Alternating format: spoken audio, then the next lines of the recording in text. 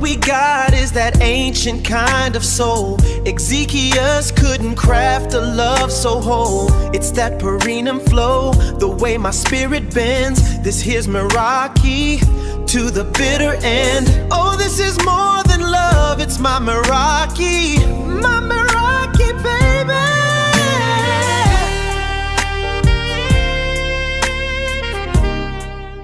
There are two ways to do anything. You can do it to finish it, or you can do it with your whole soul, so completely absorbed, so totally present, that the line between you and the thing you are making temporarily disappears. The ancient Greeks had a word for the second way: Meraki, doing something with soul, creativity, and love. And the Tirthankaras had a name for what Meraki actually reveals: Parinam, the soul's natural expression through action. You are not creating something external, you are revealing something that was always already inside you. Meraki, say it. Written in Greek, the word entered Greek from the Turkish merak, meaning curiosity, love, a deep interest in something. And in Greek it became something specific and irreplaceable. When you do something with your whole soul, when you cook a meal not to feed people, but because the cooking itself is an act of love. When you write something, not to finish the page, but because the words are trying to say something true.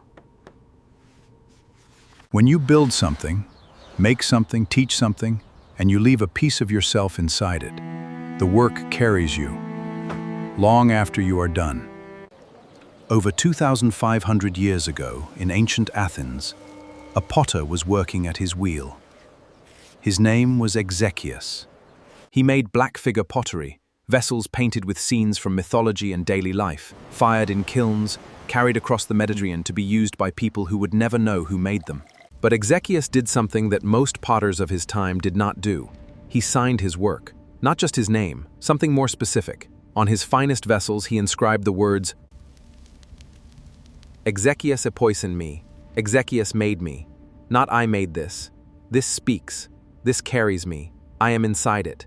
That inscription, carved into clay over 2,500 years ago, is the oldest documented expression of Meraki in human history.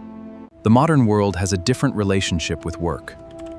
Most of what most people do, most of the time, is done to finish it. The email to clear the inbox. The project to hit the deadline. The meal thrown together. Not wrong, not bad, just empty. Somewhere in the gap between doings to finish them. Not the exhaustion of doing too much. The exhaustion of doing things that leave nothing of you inside them. The exhaustion of a life lived without Meraki. When you work with Meraki, when you give yourself completely to what you are making, something happens been able to explain. Time changes. Not speeds up, not slows down, becomes irrelevant. You look up and hours have passed that felt like minutes, Becomes permeable. Psychologists call this flow state. Mihaly Csikszentmihalyi spent decades documenting this total absorption happens. The Greeks called it Meraki. And the moment of something, that in the moment of complete absorption, you are not losing yourself in the work. Now I want to take you somewhere. Not to ancient Athens. Not to the workshop of Exekias, or the pottery wheel, or the inscription that has lasted. To the teaching that existed before any of these places had names. That reaches all the way beneath and finds the root of it.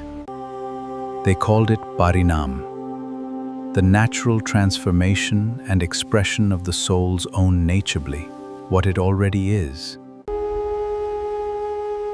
That the soul has qualities, knowledge, perception, bliss, energy, that are already fully present within it.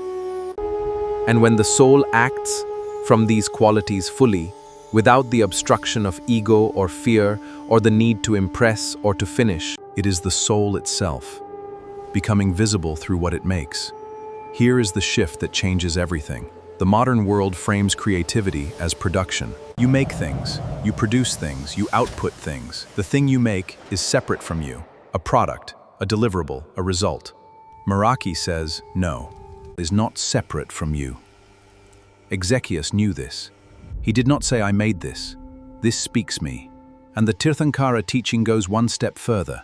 When you act from your deepest nature, when the ego steps aside and the soul simply moves through what it is doing, you are not producing something external. You are revealing something that was always already inside you. The work is not the creation, the work is the uncovering. I am inside this. This carries me. This is my Meraki. And the Tirthankaras, the ancient earth, before Athens had a name, the uncovering of what was always already inside. No road between them, no shared text, no contact across ocean and time, the same understanding. When you create, you are not making something, you are... Think about the last time you made something with your whole soul.